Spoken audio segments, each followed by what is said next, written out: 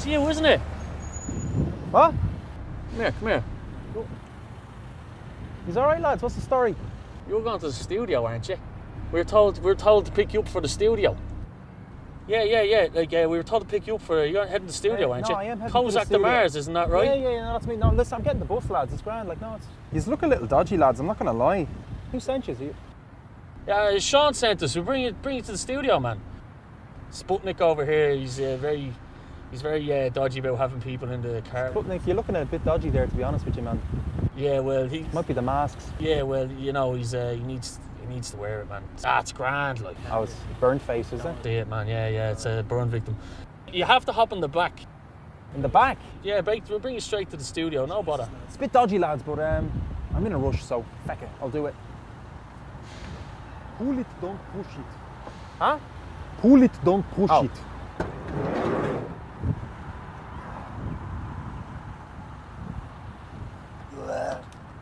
Fucking idiot.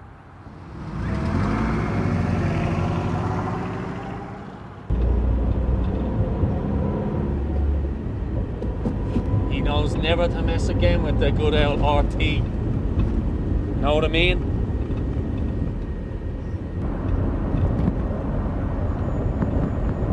That's what I like about you, Sputnik. Never say a word. Lads, I need to go to the Jacks.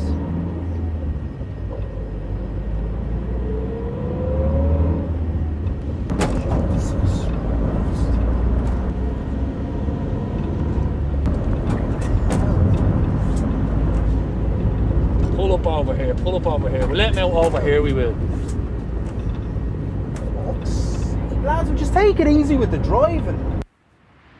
Fucking hell. Is it even legal to be in the back of the van? Lads?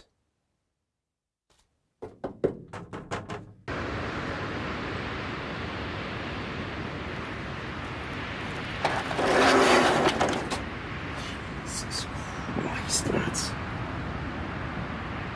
Where the fuck are we? Fuck's sake. This is the fucking mountains. Are you having a laugh? I'm live in a couple of hours. Tubbs sends his regards. Yeah, you know, RT from RTE. That prick. Don't mess with the Tubbs. Don't get messy here or I'll get Sputnik to take you out. Sputnik Is there a fucking bollocks? doesn't like this talk back. All right, man, geez, watch it. You don't have to hit me with that wine opener. Let's just say it's going to be a late show for you. Fuck's sake.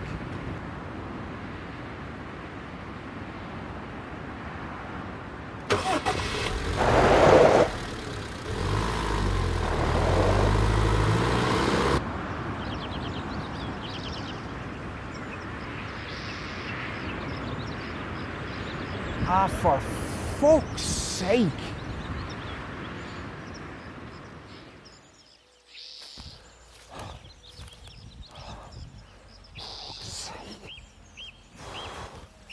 I'm coming, lads. I'm not going to miss this show.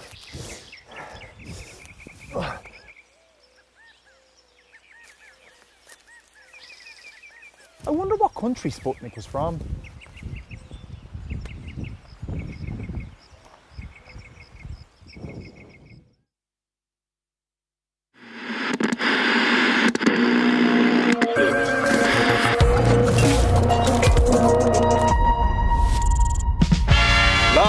From Tsunami Studios, Transmission TV presents Friday Night Live, hosted by Kozak, deMars.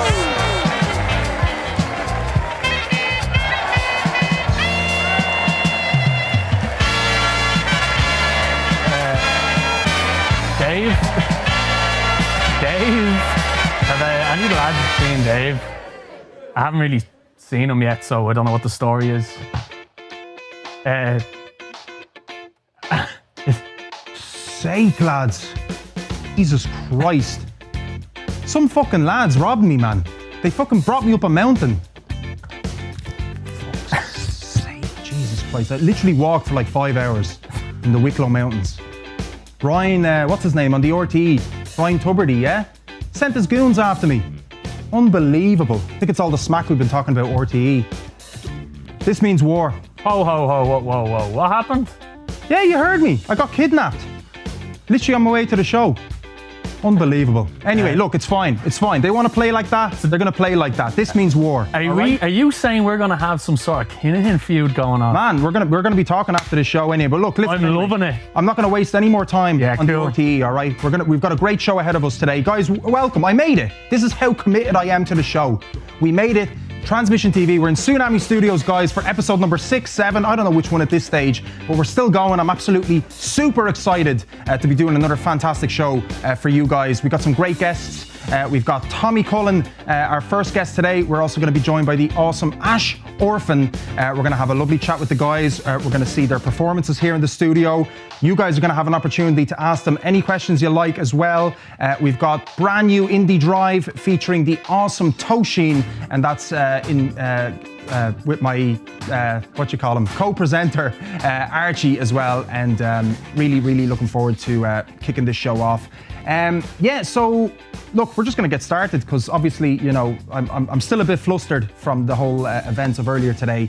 But I think the only thing that can resolve that flusterness is a lovely chit chat with some awesome musicians. So join me over here on the desk. Luckily, I have my suit jacket from earlier on, so generally like to leave it here. So hope yous are all keeping well, guys. Do post a comment in the comment section. That's what it's there for. Let us know how you're doing today. Keto, how are you doing actually? You keeping well? I'm very good. Very good. Just one thing, just to tell you though, this is just technical thing, Dave. Just to make sure your antenna is. My antenna is. Make sure your antenna is exposed. Yeah, my antenna is revealed. Yeah. Just in case. No worries. Yeah. Definitely. You don't get that sort of interrelationship with your tech crew with Tubbs, do you? No, we have a very good relationship here on this show, I have to say. Technical team and production team, it's very open. We don't hide anything, as you can see here. We like to have our conversations live on air, our technical conversations. I'll go with the flow. Go with the flow, absolutely. Marcus J is in there saying there better be a desk. Marcus J, there you go. The biggest desk they had. Yes, a big massive desk, there you go.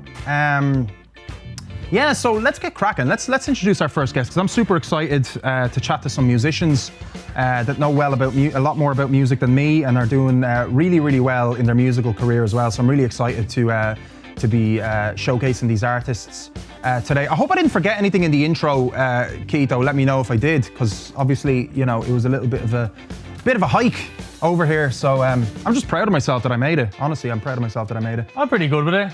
We're good to go. Great stuff. So let's give this first artist a awesome introduction. So this guy is a Dublin-based singer-songwriter who's released 8 songs in the last year, all recorded from his home. We've been absolutely loving him. We've been in touch with him since late of last year in August. We had him on the deMars live show. We've had him on the deMars magazine numerous times as well. He's been featured on Hot Press, Indie Buddy, Pinocchio magazine, loads of great publications. A fascinating songwriter with someone who isn't afraid to kind of work outside of the box as well. He's not tied into one particular genre, which is what really fascinates me about him. And he's also super duper creative. So I really enjoy that. He was actually in a band before called False and the Fair, and that was over the course of 6 years. And it was only last year that he turned into a solo artist and started focusing on his solo career. So when we spoke to him, actually, he said that he wanted to release these 8 singles, which he has come to this stage and has done it. So it's absolutely amazing to have him on the show and chat to him about all of his latest releases and what his plans are for the future. So please welcome our very first guest, Tommy Cullen.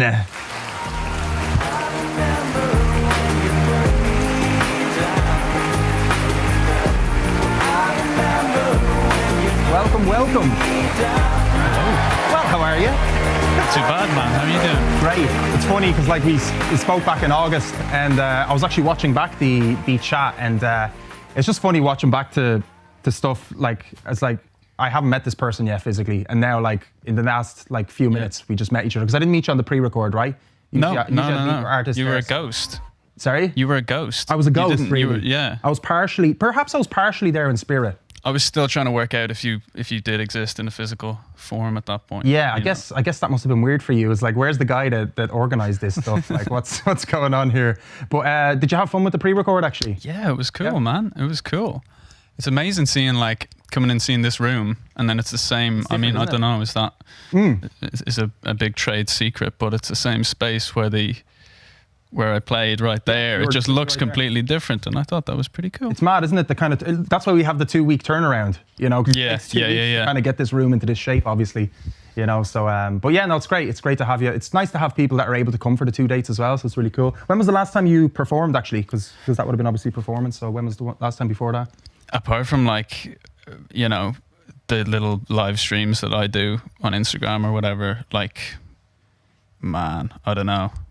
2 years ago, and probably. That was with the band, or was it solo? It was probably with the band, or I might have played something on my own. I don't know. We finished up. We played our last gig with the band at the end of like 2000 or 2019. So right. I don't know if I've done anything since then. Actually, it feels like that long ago, right? It feels like almost a different world ago. Yeah. Obviously, the pandemic just changes the whole perspective of our experience in life, isn't it? It's completely. Time has been sort of dilated or something, you know, in a weird way. Yeah. Yeah, it's crazy. So tell us about the band experience, because I think we touched on it before in the last interview, but like, are you kind of happy that you're sort of like doing your solo things? Are you happy where you are now? You've released your 8 songs, are you? Yeah. Like, it's going well, and it's been fun. It's been an interesting thing to like really focus in on a new set of skills, and like, it's all been like home recording and production and like arranging songs from nothing to completion, more or less on my own, as opposed to like it being a fully collaborative thing with like 3 other guys in a room. So yeah, it's been wildly different, but you know, kind of fun. I guess you get more kind of, there's less restrictions, do you think? Like, and there's less communication required, right? So there's more, you get stuff done quicker in a way? You can get stuff done on your own schedule. I don't know whether it's quicker, like some of the stuff, because I find that now I'm writing songs and recording them and like arranging them part by part all at once. So then the process of recording a song suddenly becomes something that can happen over weeks, instead of like, you know, being in a band, practicing it in a space and then going in and recording it in a day, you know? So it's kind of weird like that as well. Yeah, and it's interesting. So you said that your goal was to kind of really, you had those 8 songs. Am I correct in saying that you've sort of completed your task that you sort of set yourself last year? Yeah, a little bit late, but yeah, I just put out the 8th of that batch a couple of weeks ago. Right. So yeah. Congratulations on your recent release. It's awesome. Thanks very much. Violet Rainbow. Yeah. And it came with an awesome music video as well. Yeah, wacky. It's brilliant. Thank you. I wouldn't Thanks a lot. Any less from you, man, because you are very creative, and you don't sort of like I said to you in the intro. I meant it. You know, those are my words. It's like you don't seem like that kind of guy that boxes himself into like what already is. You seem to kind of just go your own way. Is that how you kind of see yourself? Yeah, I think so. I don't think I've ever done too well at like deciding upon what I sound like or what kind of genre I'm working within. And I guess that's another thing, just being on my own with no one to sort of tell me to stop or anything like that. You know, it's just, you know, whatever happens, and I don't know, that can be kind of fun too. I mean, people obviously are reciprocating to that and relating to your music, right? You're getting some great responses. You're getting some great write-ups as well from different magazines, like Hot Press obviously being one of the big ones that have sort of covered your journey. Yeah. Brilliant. Isn't that amazing that you're getting sort of, like, are you getting more, I don't want to say attention because that sounds a bit weird. I know you're not kind of going for that in a way, but like, are you getting more positive feedback as a solo artist than you are as obviously 6 years with a band? You know, I honestly, like, I think it's just another thing that I've gone in on and really like developed is like doing some, like digging into some marketing and some PR and like kind of making sure that some people hear the songs that I don't think I did for years and years. I don't think it's any reflection on like the music we were making and stuff. And we had like some amazing gigs, and it was such a, you know, great experience and such a great time playing with those guys. And we played some brilliant gigs to like fantastic crowds and stuff. but I never spent the kind of time that I spend now on the sort of marketing side and all of that. So it's definitely been a very different thing. Yeah, it's interesting because you wouldn't be the first one to say that. Like a lot of artists that I've spoken to, specifically or particularly solo artists, would have told me that this year they focused more on their social media than ever. And I wonder, is it, I guess, part because, you know, more people have spent their time on social media, let's say in the last year, have spent their time interacting online. Yeah. I would assume that there's a record number of people on social media in the last year. Yeah. People doing the live streaming as well and stuff like that. Yeah, it's almost like a moment of reckoning when it comes to that stuff. I think that, like, you basically had to kind of get into that stuff if you're trying to get people to hear your music. It's like there's not much of another option.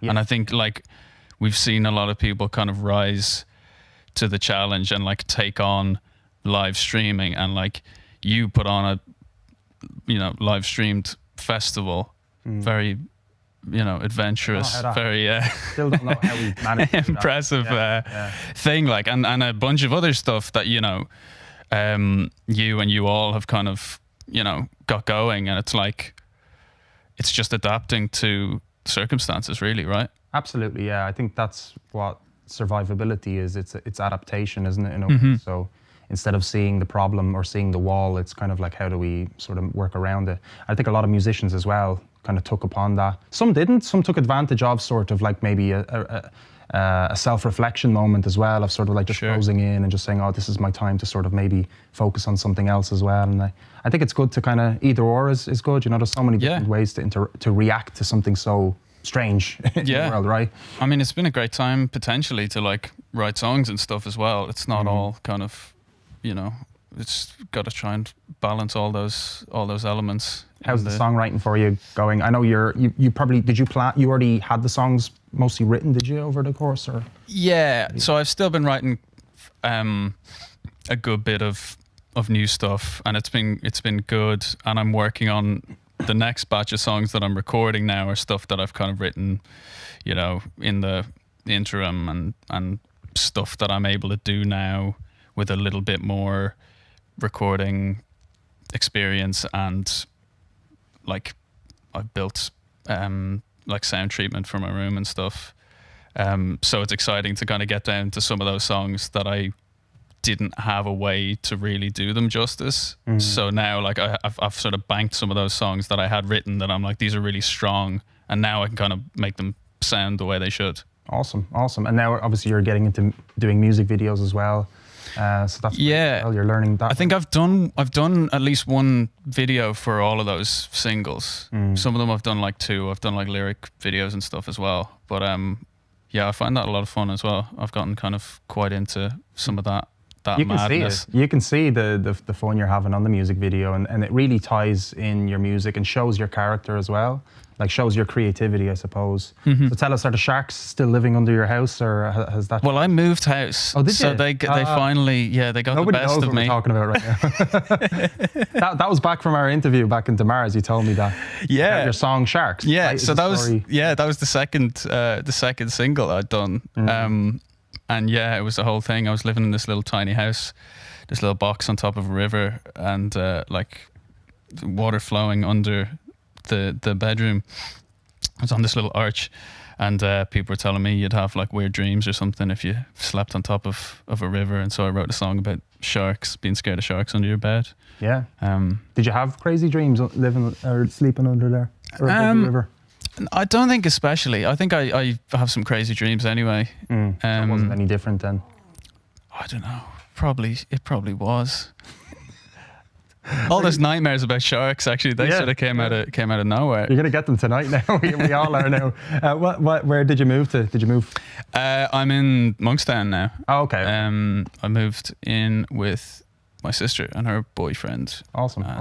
Yeah, no rivers close by. It's all good. There's no rivers. No, right. We're back sort of near the sea again, though, which is how I grew up, and I'm quite used to that. Always.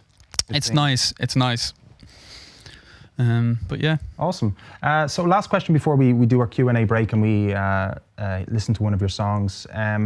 You mentioned as well that you were interested in releasing, this seems like your 8-pack of songs, or from how it was planned originally, that you wanted to release stuff on physical copies as well. Is that something you're still planning, or is it something you want to wait till the next batch? Yeah, I haven't really progressed on that too much, so I feel like it's something that might not happen just because I haven't really made it happen. I'm working on an actual album now, I think. Awesome. So that's something that's definitely going to be a more planned, brilliant, collection of songs, and so that would definitely get that treatment. Yeah. I'm not too sure on the stuff that's sort of happened so far. Released. Yeah. I'll sort of play it by ear, see what happens. Cool. But are you going to release singles as well to kind of as you go along with, because that seems to work best? Yeah, so I've got a couple more. Well, I'll definitely have some singles out, and some of them will probably be from the album, and some of them maybe not. I'm still kind of trying to get to grips with everything that I have and put them into where they feel most appropriate. But I'll definitely be releasing at least a few, songs off the album as singles. Awesome. If not the whole thing one by one, at least I'll probably do a few. And awesome. Yeah, no, I'm looking forward to it. I'm looking forward to seeing more music from you. It's nice to see kind of consistent releases. You kind of get that sort of your feed. your every 2 months you get a Tommy Cullen feed of music, which is great. You kind of get used to it after a while. You've already kind of set the tone for your releases, so no pressure. But let's get on to the music. So this is a song called The Train by Tommy Cullen, and straight afterwards, guys, look, I didn't forget today. Look at this. I'm on the ball today, guys. We're going to have a Q&A, so you guys can ask Tommy or make any comments in the comment section. We're going to have a look at them, so do feel free to post in any question you'd like to ask Tommy. Now is the time. He's going to answer them, but before we get to that, I'm going to leave you with The Train.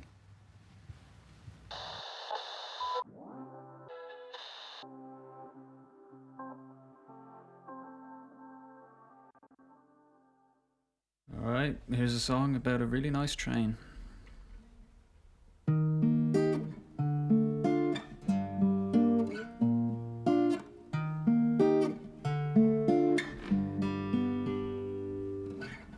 I have been having this dream a lot of late. You disappear on a train. I have been running around myself a lot, bifurcating my brain. What does that mean? I don't know, but I've been listening to my thoughts a lot. They remind me of yours.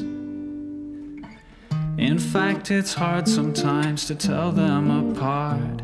I know that when I open that door, you'll walk through.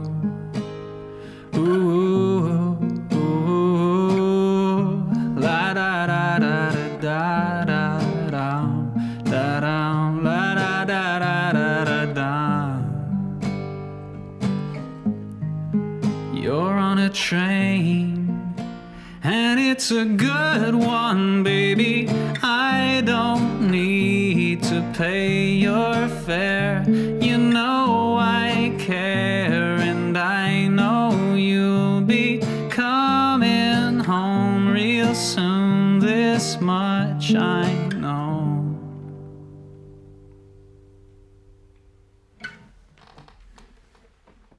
So that was The Train by Tommy Cullen, sitting here with me on the couch. Yeah, guys, let us know in the comments if you have anything to say to Tommy. Preferably positive. No negative stuff, please. I'll accept anything. Will you accept anything? All right, just throw anything in there. The Tsunami Studios says, the lad in the van looked oddly familiar. Yes, at our intro segment, that was somebody recognizable. I don't know. Let us know if you recognize who that was. But you're getting some love in the chat. You're getting Marcus J saying, good lad, Tommy.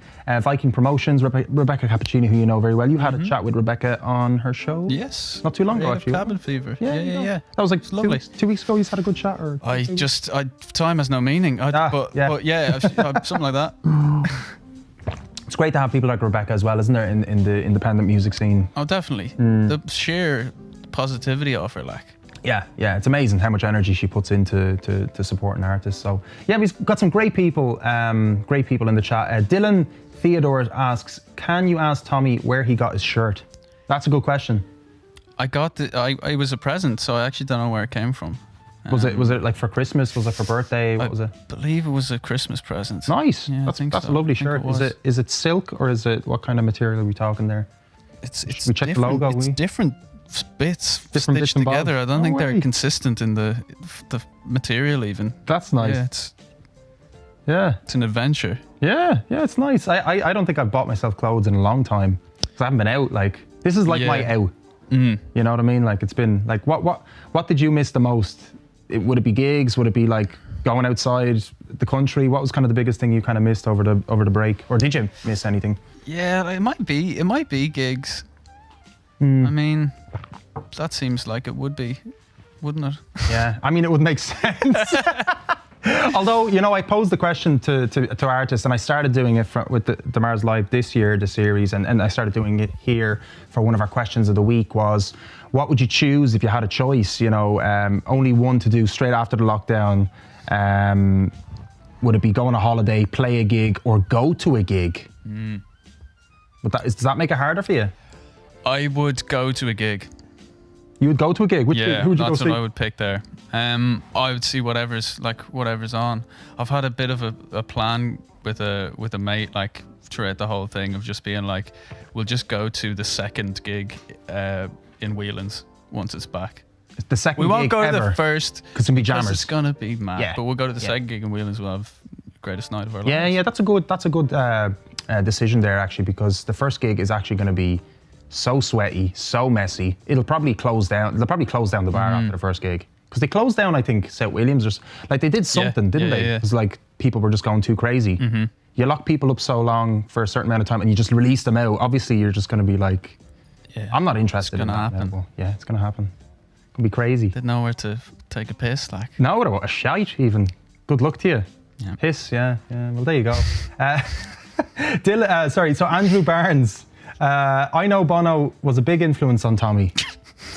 Is that true, is it? I don't believe That's someone messing with me. That's someone messing. But he's asking, Rock and Roll Doggy. That's all I have to say to that. What was his favourite U2 song, What's my favourite U2 song? Yeah. Is that an actual question? Okay. Yeah. Part of Andrew's statement there earlier. Favourite U2 song? Partially true, I hear. I like a U2 song called In a Little While. Yeah. That's quite a nice one. Okay. I don't know too many U2 songs. Is that weird? I don't really know as many as I think I should. Or I suppose, that's okay though, isn't it? Yeah, I like Elevation.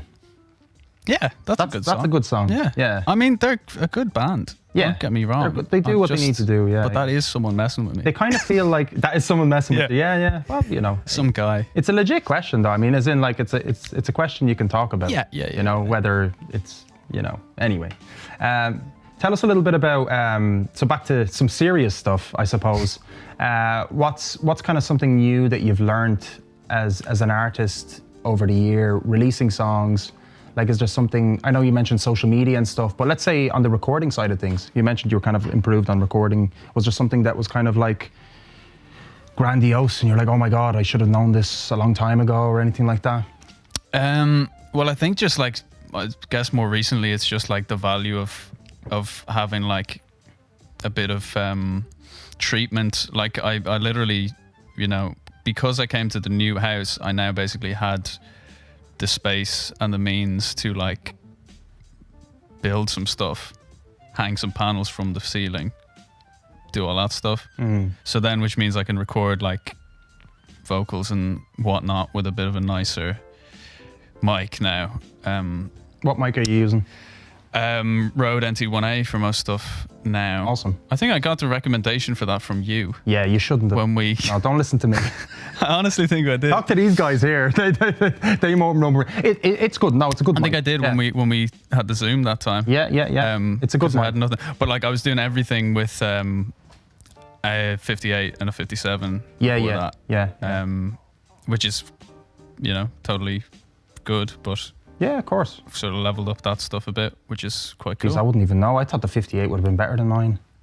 That's interesting. Well, it's just like it's It's more for dynamic live, versus condenser, and it's a whole thing. But it's just like now, because I have these modular panels, like they're freestanding. So just like enclose them around myself, make a vocal booth, and then it's a very dead space. So you can use, a more sensitive mic. Yeah. Because the room sound isn't.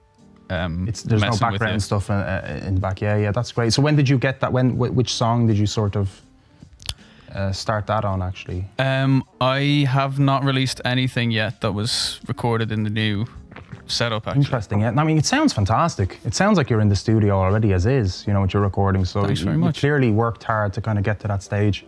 But it's just amazing. Fair play to you for just doing that. It's a solo journey, really. A lot of the time, like you're saying, you have to be the full package. Doing social media, doing the recording, being creative, staying consistent to yourself and to your own plans, which you have been. You were kind of saying, oh, it's a little bit delayed, but it doesn't matter. You still did it. You know what I mean? It was amazing. So fair play to you, man. Highly commendable. Just want to say to the guys at home as well that Tommy's links are in the description there. So if you want to check out Tommy Cullen, you can check that out now.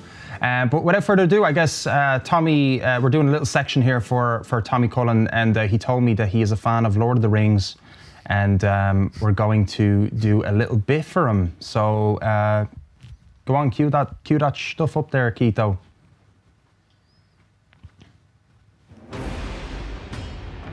Is that speaker working outside, or?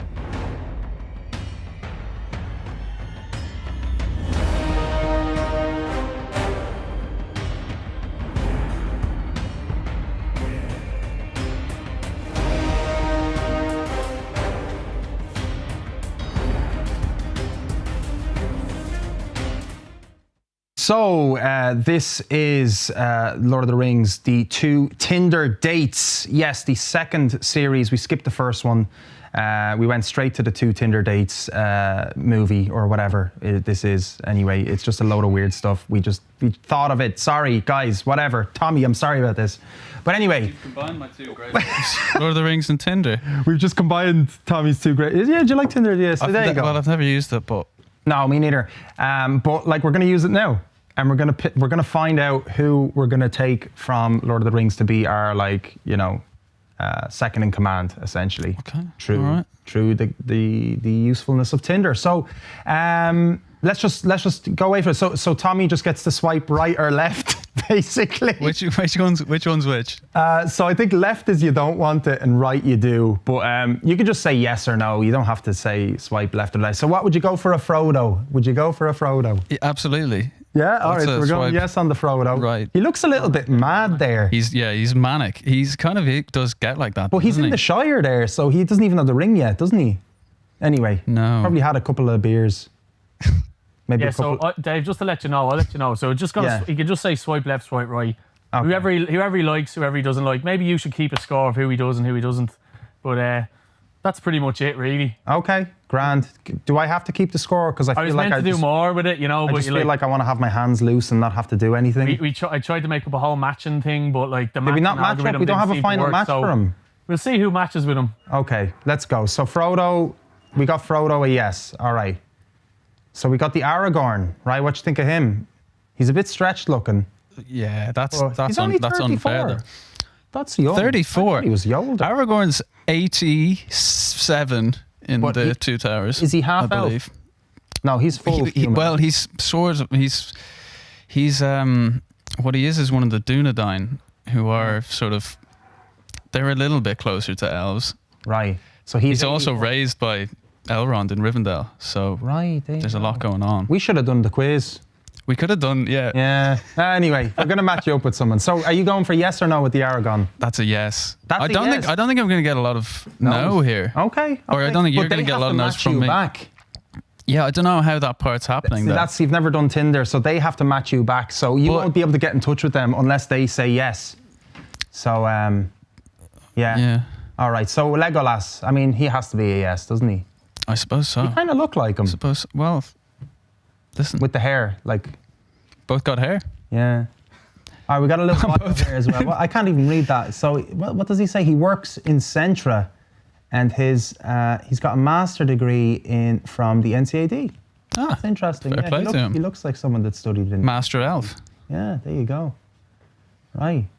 Fantastic. So we're going for yes for Legolas, I suppose, yeah. Gimli. He gets a bit of shtick, doesn't he?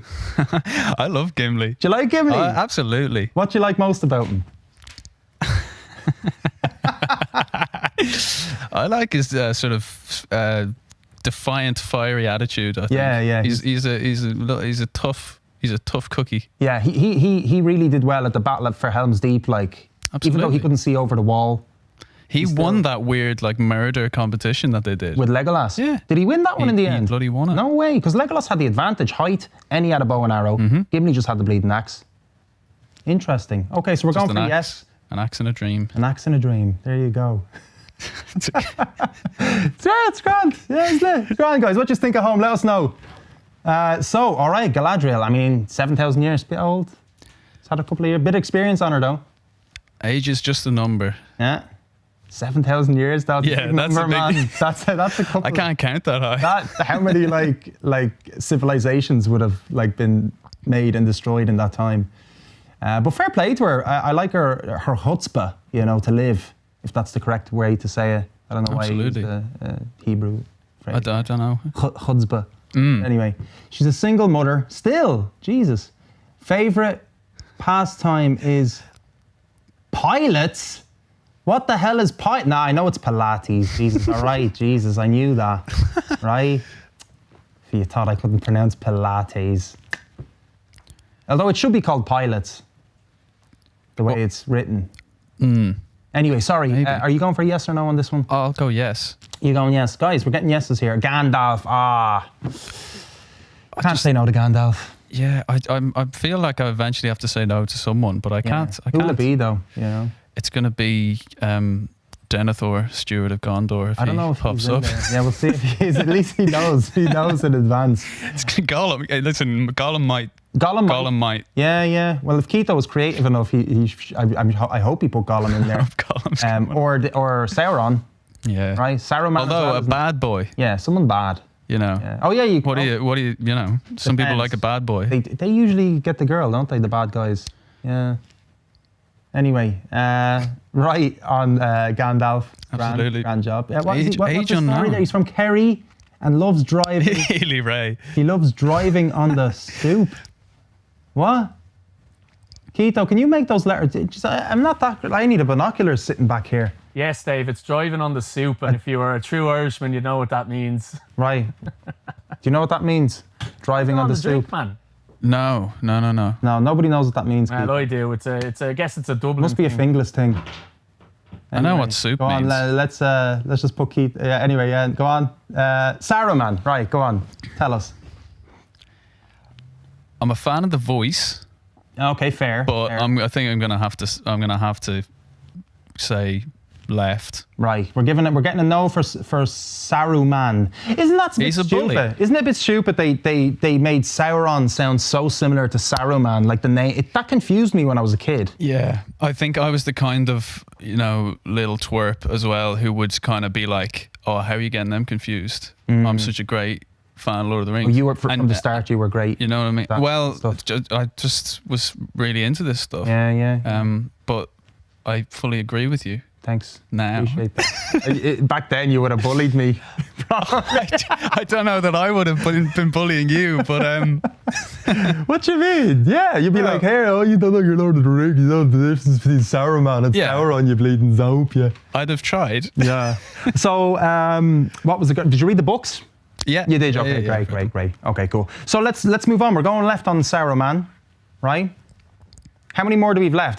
Can we not have some music? It's a little bit dead in the air here. Yeah, Lord of the Rings music or something? There we go. That's it, great. Right, the old evil Lord. What you think? He's a Protestant. No way. I'm going to say it's not as quick of a no as Saruman for some reason. Right, he lives with his ma though. Yeah, well.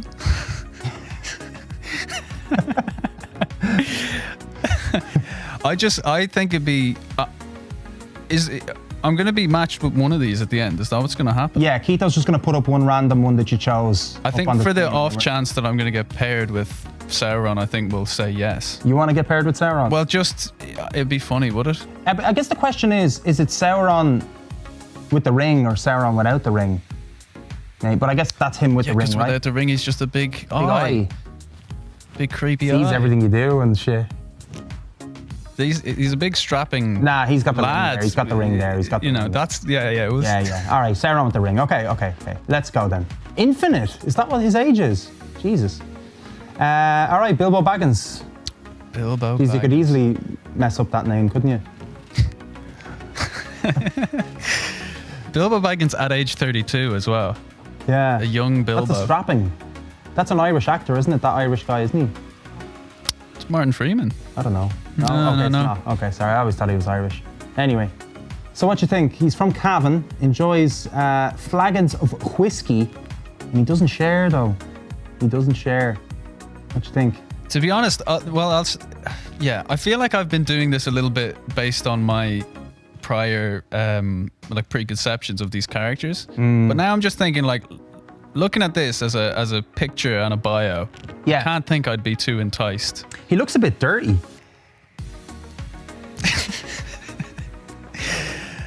He doesn't look like a lot of crack, to be honest. And he looks like he specifically said he doesn't share. He looks dirty, Dave. So I'm gonna say, no. You can say no. Okay, we got a no on this one. Right? Are we okay? Last one we got right. Last one we're doing it. There you go. There he is.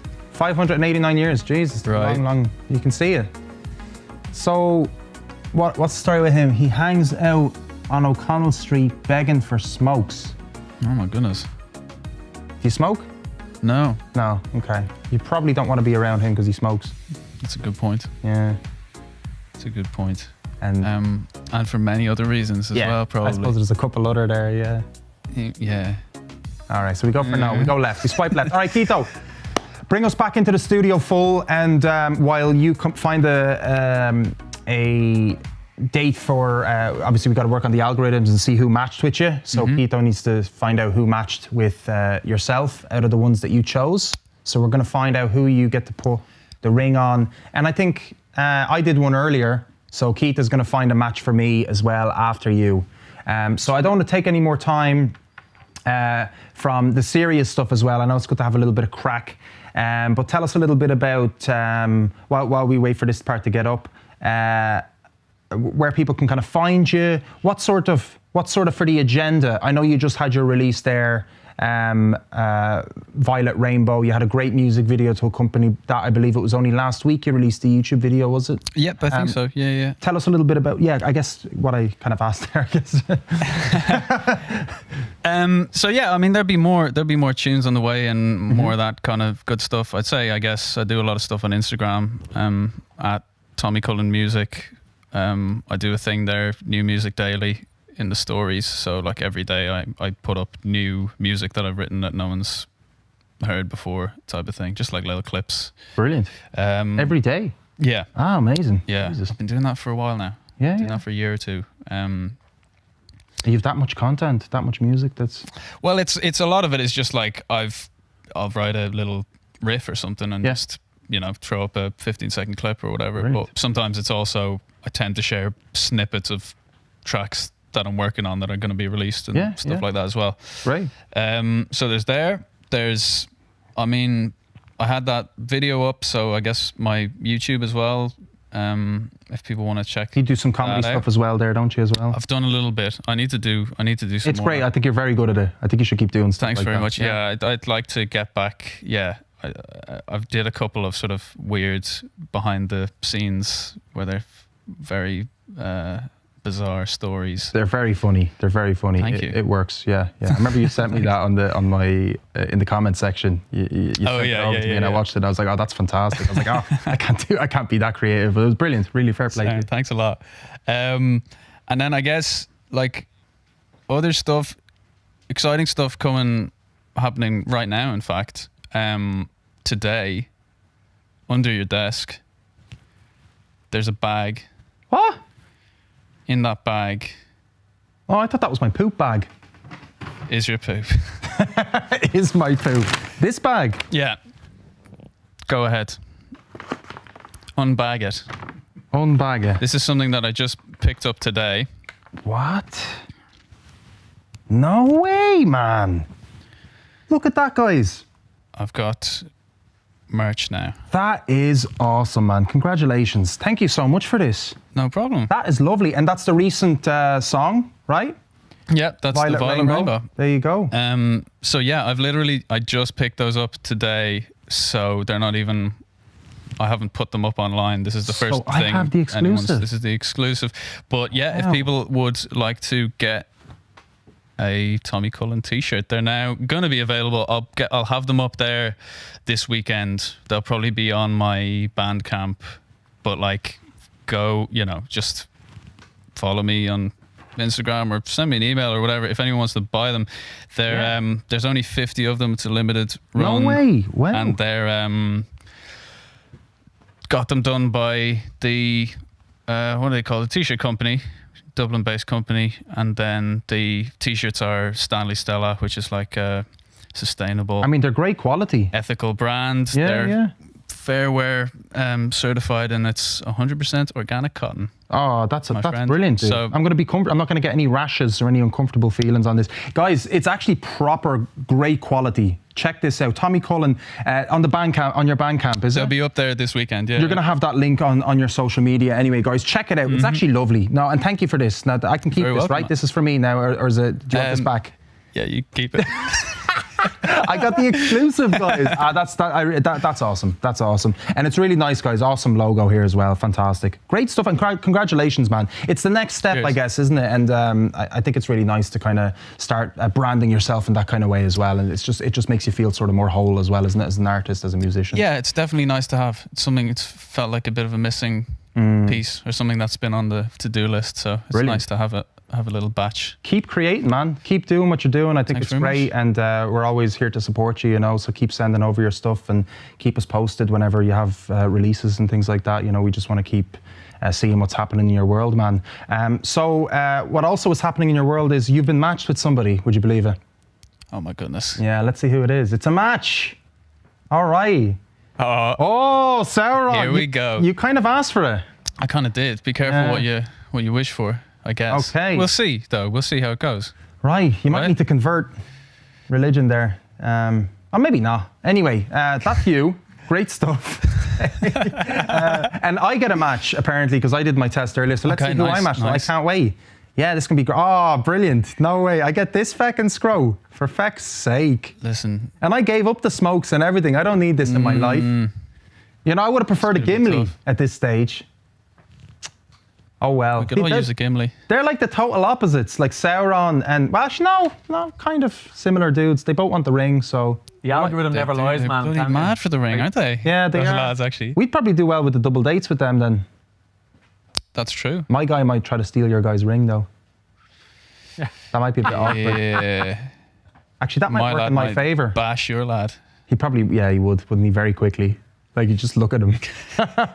Okay, guys, that's it. That's the segment. I hope you've enjoyed that. That was ridiculously silly, but we're just having a bit of crack because obviously, interviews are amazing and all, but it's always nice to kind of mix and match and just be a little bit silly. Next time, maybe we'll do the quiz. And but I know you're going to win. You seem like you know a lot of stuff about Lord of the Rings, which is great, man. Thank you for the t-shirt. That's really cool, man. I'm going to wear this. This is really nice. And so good to see you in the flesh. Really, really mean it. It's just really cool to sit down and chat to you and just have a bit of a crack. Yeah, definitely. Likewise. So guys, Tommy Cullen's link is in the description. So click on that now and give him a follow. You're going to be updated as soon as he's going to get his merch store up over the weekend, I believe, right, on Bandcamp. But the link to his Facebook is there, which will forward you onto his Bandcamp. Of course, he's going to post all the details. So check it out. I know Viking Promotions is already eyeing up this t-shirt. Rebecca, go on. You can't take mine. You got to have your own, right? You're gonna have to wait till tomorrow, right? I get exclusive stuff too, okay? Dean Rowe says t-shirt looks class. So there you go. Getting some nice feedback from the people. Thanks again, Tommy Cullen, and I will see you very soon. And I will leave you guys with Night Moves and Ameline.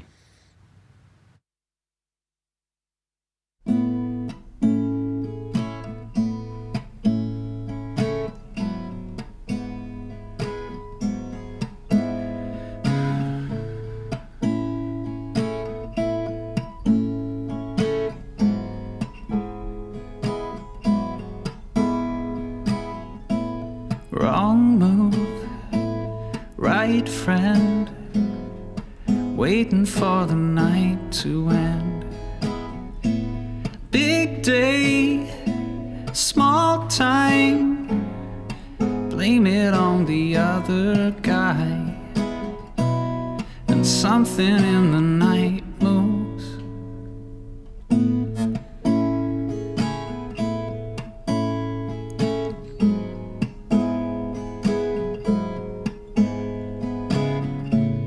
No blame, one town, fever running up and down.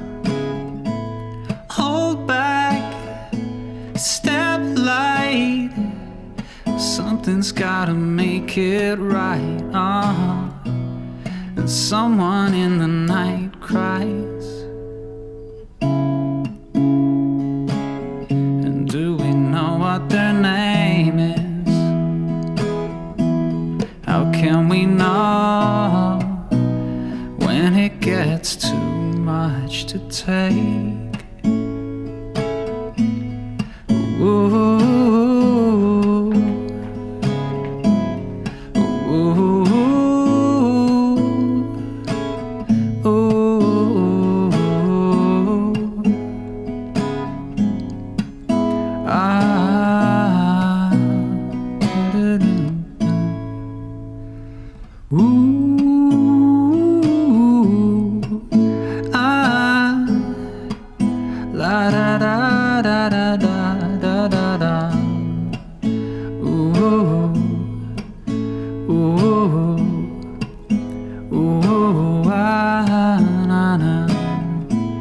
Breathe deep, draw slow.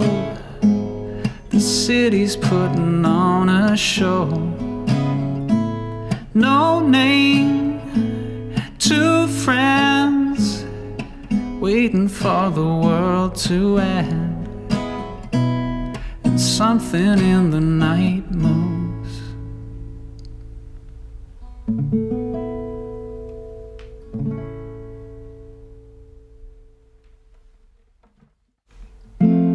Waking up with a smile, I know it's been a little while. Waking up with a friend you know. Waking up with the world, I know you got the mirror girl on your mind. But it's alright, Emmeline, Emmeline. Did you change your name? I like it best the way you do. And Emmeline, Emmeline, are you playing an old game? Well, I know that's not like you. Ooh, ooh, ooh, ooh, ooh, ooh, ooh, ooh. Da, da, da. Well, take it up with the man who said you need a bigger plan. Well, take it up with the friends you lost. Well, take it up with the girl you know you're the whole world in her eyes. And we all know why. Emmeline, Emmeline, did you change your name? I like it best the way you do. And Emmeline, Emmeline, are you playing a new game? Well, I know that's just like you. Ooh, and you're something to behold. And when you're holding me, I know there's nothing more. One summer walking on the walls, and I won't fall. You got my hand.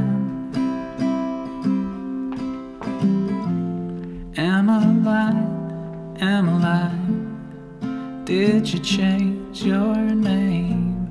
I like it best the way you do.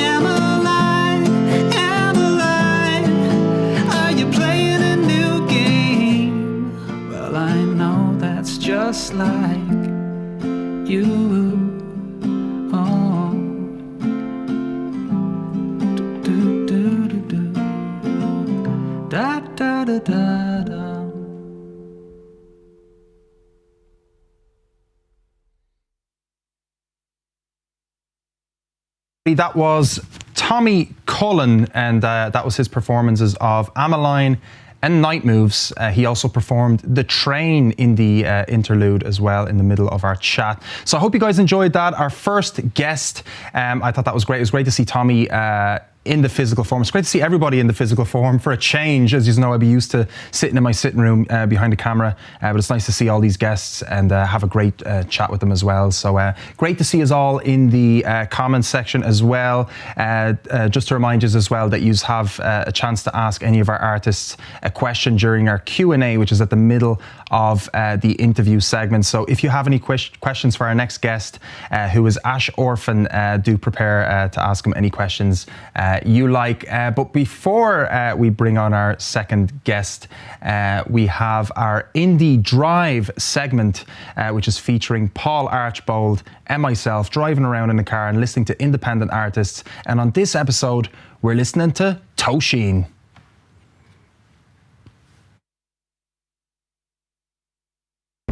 What's the story, guys? Welcome to episode 4 of Indie Drive. Let's do that again. How's it going, everybody? Welcome to episode 4 of Indie Drive. Oh, wait, how are we doing? Let's go. Episode 4 of Indie Drive. Indie Drive. Indie Drive. Indie Drive. Indie car we drive. Drive. Indie Drive. Hindu drive. There you go. Okay, let's do it. Hello, everybody. Wait, I don't say it like that. No. What's up, everyone? Welcome to episode 4 of Indie Drive. Yeah, I think that we got it.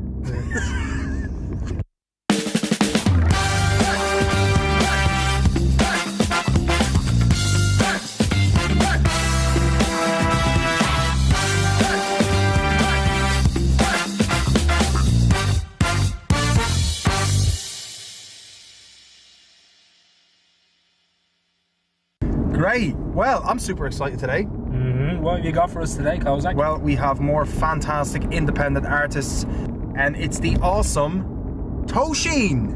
Oh, yes. Oh, I yeah. like Tosheen. Tosheen's awesome. Really love Tosheen's music.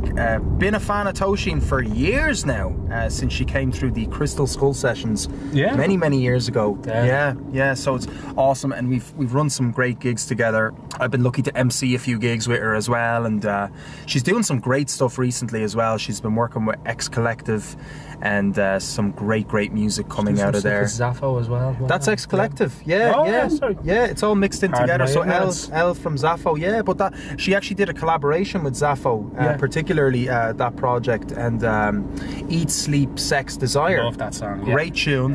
And we're actually going to play that tune.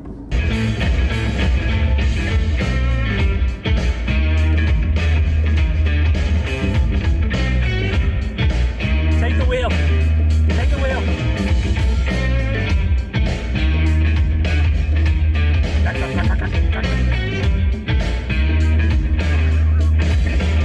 Yes, I got some business here. Yeah, I don't need to testify. You can do nothing wrong if you give the body what the body wants. I'm looking for a kind of guy that's got, yeah, the hot stuff. Can you catch a drift? Now take your hint, retreat, takes it. I want to see. You tell me you're a real person. Got a steady job and a full state pension. But baby boy, you never want to mention the things that keep a woman in your head. Eat, sleep, sex, desire. Eat, sleep, sex, desire. Tosheen, stop the break. You only met this brother, girl. You gotta conversate. He lives a prison, you shake. Got your eye up here like a tree close wheel. Fucking savage. Amazing. Love that track. I love the dynamic of that track because it's got, R&B classics, that guitar and I think it's the horns, isn't it? The saxophone over? Yeah. It just Some horns in drives. there. It's a hard rocking funk It tune is, for me. yeah. Amazing. It's got a great energy about it, and once again, it does have that sort of It's got a good naturalness. attitude. Yeah, there's an attitude for sure. Yeah, and then being in the studio once again, having the crack. Mm-hmm. It all comes across. I'd say studio sessions with the guys from Tosheen, it's just like a big party or something. It's definitely something we should probably fly on the wall one day when we're allowed and just pop in there and check it out for ourselves, isn't it? I'd love to. I'd love to. Yeah, definitely. Bring Indie Drive in there. Ooh. Drive in through the wall. We're here now. What's the crack? Like that fucking Kool-Aid thing. Or whatever. Oh yeah.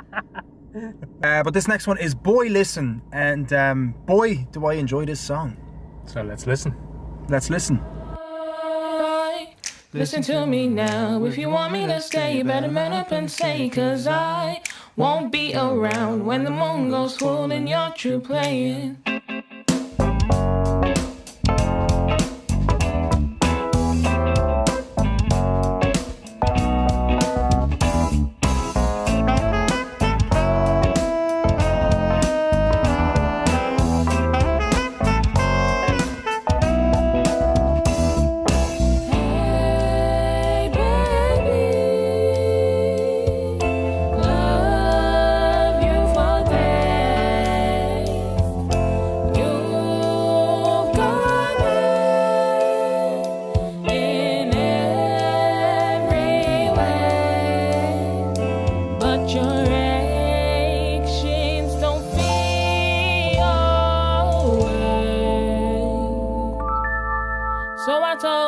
I said, boy, listen to me now. If you want me to stay, you better man up and say, 'cause I won't be around when the moon goes full and you're true playing games. You never heard me like this. You never heard me say it like this, boy. Listen to me now, listen to me now, listen to me now. Absolutely cracking tune by Tosheen. Really huge fan of the band. Just massive fan. Seen them a good few times live. Was very lucky to see them live a good few times, so can't wait to see them again. And they're releasing new tracks all the time as well. Even throughout the lockdown, they've released a couple of tracks. They've released She, which was just this year she released, and then last year as well she released a couple of tracks as well. Definitely check out Tosheen on Spotify, Toshin, and have a great day, guys. Yeah, thanks for tuning in, everyone. See you all later.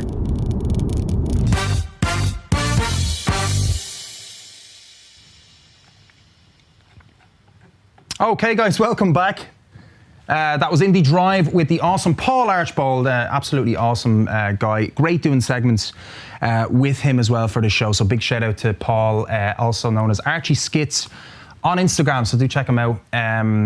Just before I introduce our final guest for today as well, guys, I just want to let you know you can like the video and subscribe to us as well. We'll be releasing some content after this live show as well over the next week.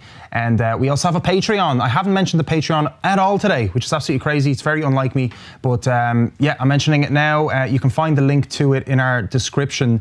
And there on our Patreon, we actually have a load of exclusive content that isn't shown on the show, such as backstage stuff, bloopers. We also have secret songs that are recorded. Each artist has kindly recorded a secret song for us that is behind a Patreon wall. And it's only €10 a month. And all of that goes towards keeping us going, keeping the studio going. If €10 is too much for you, it's there's a €3 tier as well. Every little bit helps. Obviously, there's a lot going on here, as you can see, to keep us going every 2 weeks, and a lot of hard work being put into this show. So if you want to consider doing that, that would be awesome. If you don't want to dip into your pockets, a like on the video, a share, a sub to our channel is also awesome. So just wanted to mention that, guys.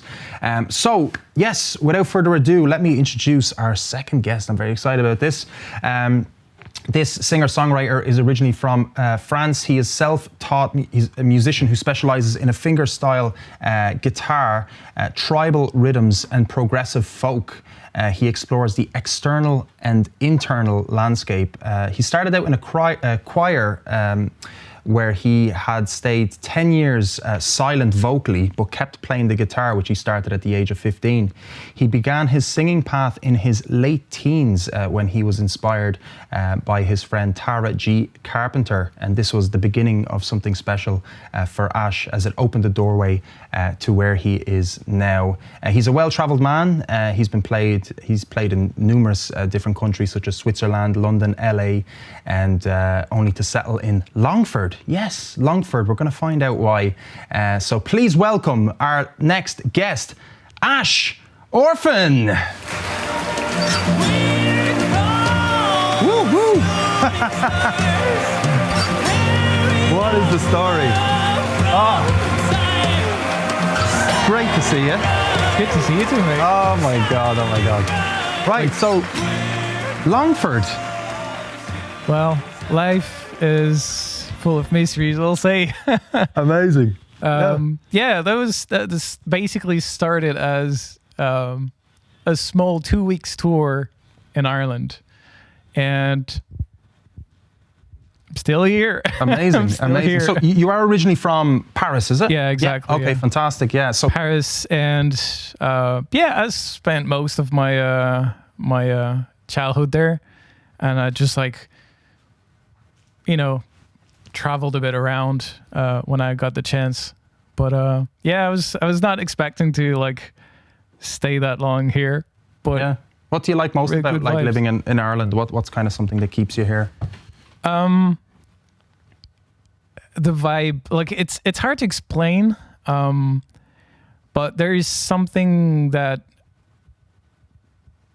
on the island itself, I don't know if you're into energies and all those kind of bit mystical stuff, but it felt a bit like what I would call the old world, which is more based on fairies and magic and jutes and traditions like that, or that would be more connected to earth and all those shamanism things. And I don't know, there's a strong thing coming out from the land itself. And after that, just the people I met before COVID, obviously, but all the people I you're all super welcoming, and musically speaking, it's super interesting, and it's really open, and it's fairly different from what we have in France. Yeah. It's an overall pretty much. It's a full package for what you are kind of into. You were drawn to it, I guess, and sometimes it kind of works out for a reason, right? In that kind of way, you kind of feel like perhaps you're meant to be here, right? Yeah, and I don't think about it too much. It was more going with the flow. That's how I basically ended up living 3 years in America. I never planned to do that beforehand, and it just like happened, and I got that chance, and got me basically an amazing adventure. So it's I kind of live it here this way too, as good opportunities, and just being able having being lucky enough to be able to just do and travel and stay where I want to stay if I like it, or if I get a good vibe or something that keeps me here. It could even be temporary, like you say, 3 years. You could feel that, oh, it's my time to maybe move, or you go somewhere else and say, oh, this is perhaps. It's nice to kind of be that sort of person where you're not completely you plant your roots, but it doesn't mean that they're there forever, right? So I kind of like that about that idea. You know what I mean? You're kind of up for sort of going somewhere else. But I kind of get it with the sort of ancient culture as well with Ireland. There is a lot of paganism tied into Ireland, right? So, and there's obviously, with shamanism you mentioned as well, and that's very tied in with the land, isn't it? There's a lot of that megalithic structures and things like that as well, and there's also mushrooms, right? Magic mushrooms and things like that. So I didn't know that, but I've heard about a pot of gold. Oh, okay. So pot of gold. I haven't found it yet, so maybe you're gonna stay here until you find it, probably. Yeah, that's actually why I was I'm staying here. I'm trying to find one, I guess. Yeah. Aren't we all? I spoke to you back in January, actually, which is kind of when I met you. It feels like a long time ago. Does it? How's the last few months? It's been 6 months, probably. How's the last 6 months been for you? I know you've been moving and stuff as well. Yeah, it's funny also because it's kind of also the first time we meet in person too, which is weird because I have the feeling that we met and we know each other because of spending chatting and doing things together for online things. So it's a weird thing to realize that you still know someone even though you never met them. It's something that is always really interesting and get me excited all the time for like what it can brings you, you know, or like what's gonna happen pretty much. But hopefully good things. yeah, but I hope I don't lead you down a bad path here. But that's the magic of things. I love it. It's like you never know what you're gonna expect. So if you keep yourself like open and just like aware of things, you can just like have things in your life that you would never think would happen, and brings you like make you learn so much also. So yeah, that's the same thing. It's like pretty much what I'm trying to like do with that 1 year, like more than 1 year of COVID and, you know, like lockdown, is like trying to just like find other things to do and take that time to, okay, so I can't really gig or do things like that. So what's the next thing, or what's my path at that moment, and why in my life, even though it's like a global thing, so it's the same for everybody, how can I make it personal, and how can I learn from it, and where can I grow because of external things? Absolutely. Yeah. And what have you found like in that time? Where did you kind of focus your energy? To be fair, I don't know yet what, like, in the end, what is gonna, like, all that experience is gonna, like, is gonna bring me. But I've started more than a year ago now, a year and a month, I'd say, doing like soundscape. Brilliant. So it's I was listening to one this morning. Oh, cheers, mate. Yeah, it's amazing. It's great to have it in the background as well when you're doing something, and it just really puts you in a good place. That's basically was my thought behind it, is so like to make it like clear and short. It's basic soundscape are basically like one shot improvisation that are kind of lengthy, so like roughly between 40 and an hour. And the idea behind it is basically to have like an ambient.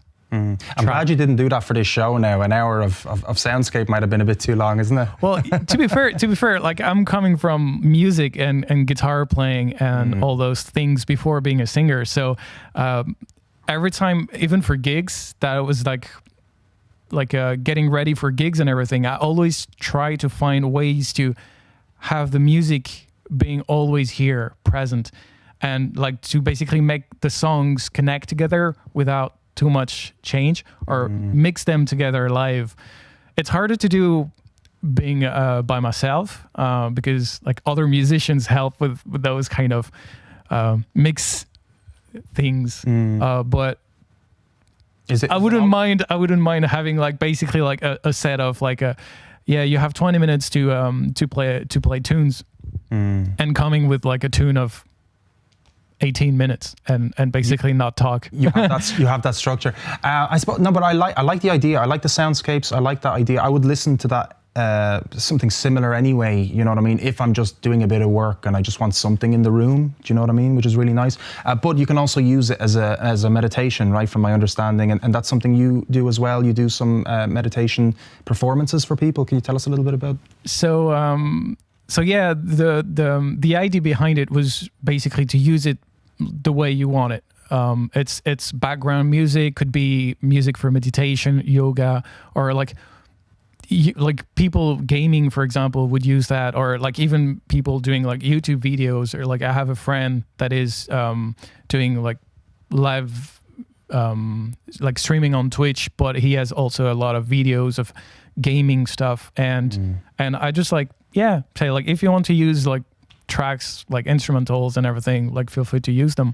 So it's that kind of general purpose, and yeah, like I met a yoga teacher, Deirdre, thanks to those soundscape pretty much, and she heard that, and I made like a small kind of ad saying like, oh, I want to play in your living room. So that was just at the moment where COVID hit, like a few weeks before, and I was trying to basically put up a tour going around like Europe and play in living rooms. And she saw that, and she heard a few bits of like instrumental. I was doing ambient things, and she contacted me and said like, hey, do you want to do like yoga and music? And I was like, sure. So it's still a work in progress, especially because of COVID. We did a few kind of workshop online, but the main idea behind it and what we really want to do is basically have a yoga like workshop with a live music. And basically the idea is having the music composed and improvised at the same time. So basically we're gonna meditate all together. We basically connect all together, and I try to put out sounds and like what I feel from what's happening. Yeah. So try to like base my improvisation on the feeling and on the present moment. So I'm really hoping that we're going to be able to do that soon. You need to really be in the presence of a group and to do something like that, to be able to feel the room, right? And you speak of energy and things like that. Of course, that's what you're kind of alluding to is sort of when you're working with different groups of people, it's always different, right? So that would assist with your I don't want to say jamming, because it's not really jamming, it's improvisation. Do you find it difficult to improvise? Maybe this is a silly question, actually, maybe this is stupid. Without people around you or with people, is it different? Like, how different is it? Because I never do that. Like, I can't remember what it's like to improvise. I play drums, so I don't remember. It's not stupid at all, because it's really different, and I think it's also different even for me every time. So I've done that with like a few people in the room, and I know that I kind of stay pretty much the same on the same mindset. I would say probably I would be more anxious of like hoping to find a good thing and to connect, and would be more anxious about that. But I know from like doing gigs and everything that I've been putting out more, especially as a singer, emotion-wise, when I was singing in front of a crowd, because I've kind of feed myself almost from what the people are giving back to me. You can go a step further almost when you're around people. Yeah, or be more. It's that, or like, I don't know. It's hard to explain, but be more like on like what we would call like a zone type thing. Yeah. Like not trance, but like more of a zone, like comfort zone of letting go completely and being present. I think that would be the word, is like being present. So you don't think about the past, you don't think about the future. You're just here now. And man, I love that. Like that feeling. It's amazing feeling. And I suppose you obviously have a lot of history with busking as well. You've busked across many different cities around the world. It's kind of similar in that way, right? It's kind of like a gig, but you're also, a lot of people are going by, you're seeing a lot of different faces, you're getting a lot of interactions. It's like, it's a moving gig. You're staying still, but technically it's a moving gig because everything else around you is moving, right? It's a really, to be fair, I think I'll remember that all my life, but I busked a lot in the Parisian subway. So you need to have a card and everything, so you have like auditions for it. But I remember the first time I like stopped in the subway in Paris and basically packed unpacked. Unpacked my gear. And like I've never realized before, but because we used subway like every day, literally every day in Paris. Like I've been using it my whole life pretty much, but I've never stopped. And you're always moving there, and put stuff on the floor, right, and kind of like make in the subway a little bit of my space, so it was so weird. And but that's funny. After that, it's quite an experience also to like, it's quite humbling to see people like to be in a busking situation where basically people don't won't stop, you know, especially in the subway where it's like transition place. So it's really interesting for that reason. But at the same time, as like you have to put your ego on the side there as a musician, because it's not because you're good or bad that people are going to stop or not, are going to smile or not, or are going to like insult you because you're too loud or not. It's fairly like a unique experience, and I like you learn a lot from that as a musician. It's hard. Like not selling like stars and everything. It's really hard, especially when you try to build something and you kind of like some days you're looking at the bag and see if people are putting money or not. Some other days you're like not happy with your voice or like tired or not really in the mood because you have something else in your mind. And sometimes people can feel that and give back to you good things that make your day. But sometimes also you have just like a shit day and like you see one person passing by and just like looking at you weird, and you're gonna be like, set the tone for the day. and be like, oh shit, like I like made a mistake, or like am I too loud, or like what did I do wrong? Or, it's great. It feels like a crash course in sort of musicianship. I did busking for a year actually, but I was lucky to have two other guys right and left to me, you know, or left, right. I did that the wrong way. It's mirrored on the thing, right? Anyway, but I was in the middle doing the cajon, the drumming stuff, which was great. It was an amazing adventure, really, because you're just kind of picking different places and you're trying to compete almost with the places as well. This was before you had to do auditions, you know. But I get it, you know, with the fact that it actually doesn't depend on yourself, really. It's what's going on in that person's day.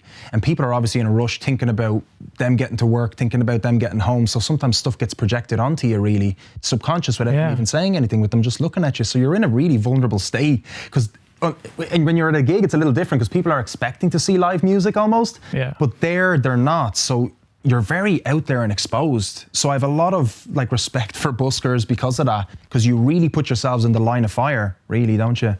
Which is amazing. And after that, to be fair, also to balance, like I've met amazing people. Like I've got so nice stories from people that are just like, you know, smiling to you or just like giving you thanks. Or like I had one person just like throwing me like a €2 through the dock, like the gap in the like in between the gap thing. The gap. So it's like we have basically like a subway and like a train in between us. So it just like threw the coin just for say like, man, you're great. So you're like, how not throw a 50? No, wrap the €2 coin in the 50, you know. But you know what I mean? It's like those kind of things that like you don't care about like how much it is. It's just like the intention is so nice, you know. Or like I had like a few people that are like, I would see, because I was doing that like in the morning. So I was like basically there from 7 to 12 pretty much. That's a good shift. Well, a little bit less than that because you have like gear and like unpacked and packed. You've got a lot of stuff as well, I guess. But basically to have the rush hour of the morning. So you also start seeing the same people. That are taking the same train at the same hour, which is really interesting because you start knowing them even though you don't know them. Right. And I love that too. And so I had like regulars people, a few people that would just like stay and just like miss their train just to stay a little bit longer. Wow, those kind of little things that we usually don't talk about as buskers. We usually talk about like the bad things or the like amazing like weird shit that would happen. It's usually the small things that really everything count. And like I remember having like the same regular people passing by or people not paying attention, and after like a few weeks or so you realize that they're actually stopping, or now this time they just gave something for no reason, but because I've been around for like a few weeks, or maybe just because they're in a good mood or they have time. You don't know, but I really like that also. It creates at the end a connection that you don't know, and you basically are connected to that person even though you'll never know that person because most of them don't stop, but you're in their lives and they are in your life. So it means they have an impact on you and you have an impact on them, which is, I love thinking about that. Yeah, no, it's pretty awesome. Yeah, that's for me like why I love playing music in the end, like live music and gigs or busking and everything. It's like you realize how much you have, like how much human we can be with just like on a regular basis like that. You're just reminded of that. Well, speaking of music, we have a performance by you, and just before we actually play that as well, just to remind the guys in chat that you can ask Ash any question you like. You can say anything you like to him. So now's your chance to don't be shy, to profess your love. Is that the word to Ash? You can do it right now in chat, live, in front of everybody. So get your questions ready. But before that, we're going to leave you with Shooting Stars.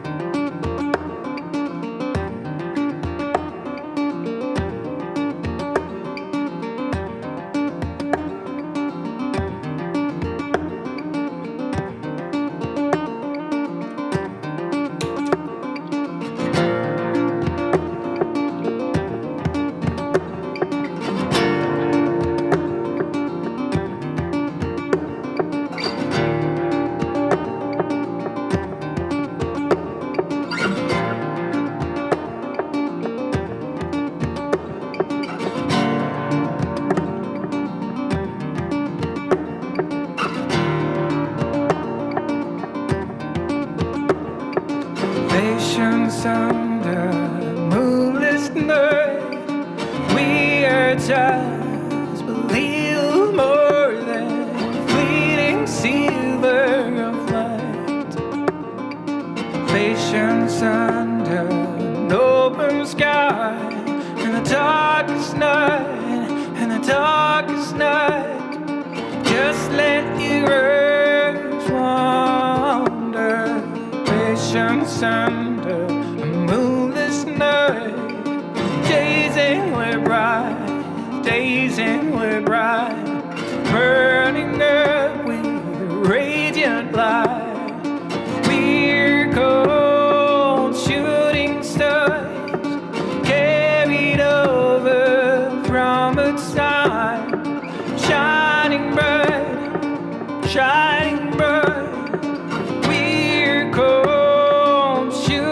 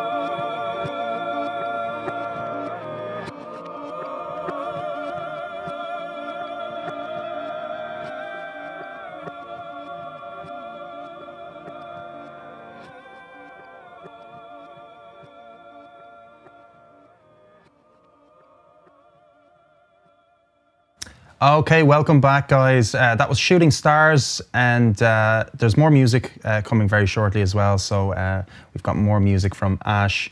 So this is our Q&A segment. So I'll just quickly look at the comments, guys, and see how you are keeping at home. Do pop a comment in, let us know how you're doing. And once again, if you've any questions, do pop them in. But we see Sarah is enjoying the show. Sarah Cullen, good to see you. We got Tentacule Blake, so cool and beautiful. Do you know that gentleman? Yeah. Yeah. It's my brother. No way. Okay. It's just like hiding on the internet with like weird names. Weird names. Is it Tentacule?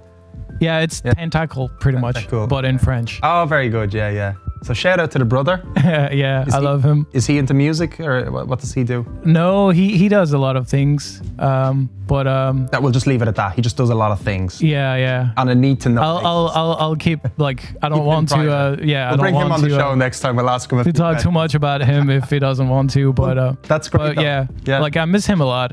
Yeah, he's back in Paris, is yeah. He? Yeah. Not in Paris, but in France, yeah. Okay. When was the last time you were in France? When were you back home? Yeah. A year and a half ago or something like that, I would say. So it's quite a long time, especially during like the pandemic as well. Not seeing family, it's a little bit. I wanted to go back in December for Christmas pretty much, but yeah, it's like it was too tricky with like COVID and quarantine, and it's because they have like little kids, like like 1 year old. Right. So I didn't want to like for people, too much risk. It's a 2 week wait, isn't it? The quarantine, you have to wait 2 weeks or something. It changed all the time, so I don't really know now. But yeah, it's most of the time 15 at the maximum. Great. Well, not great, but like it is what it is. Yeah. So are you planning any trips or anything? Is there anything because it's not now because of basically waiting a bit for restrictions and everything, just to make sure, like I don't want to plan things and back in lockdown and everything. Yeah.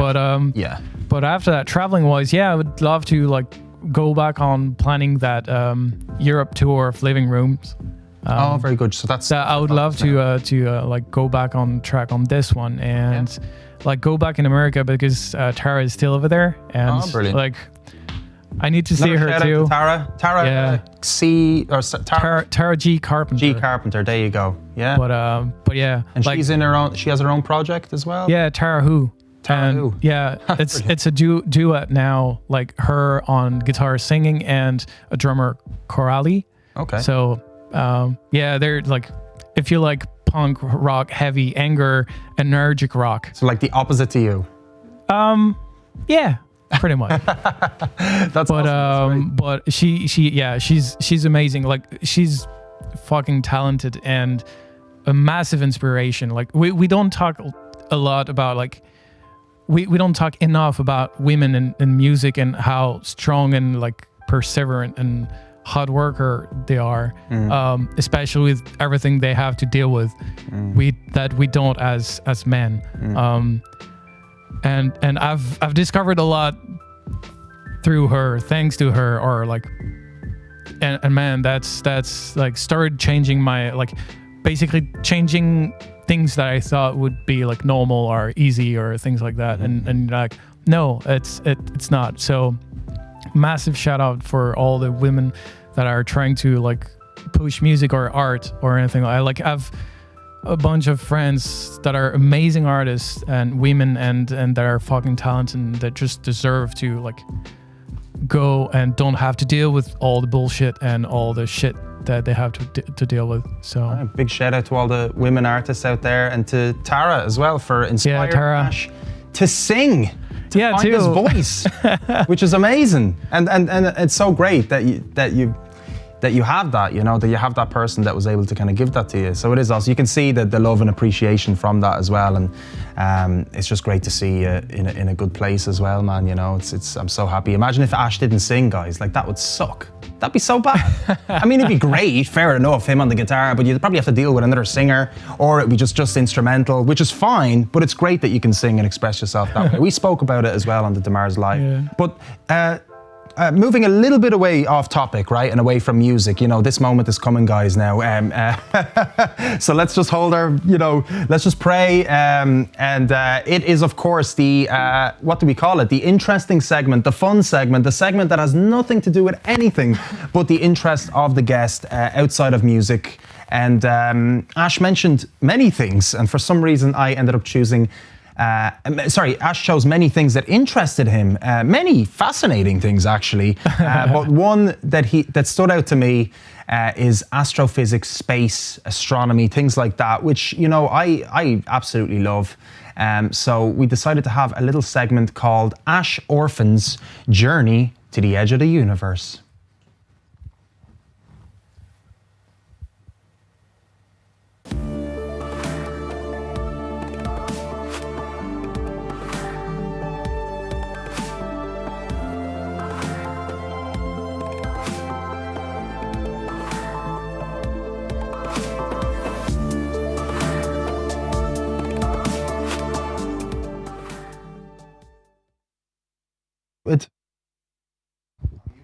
I'm back. Okay, we are all back and forth, all around, upside down.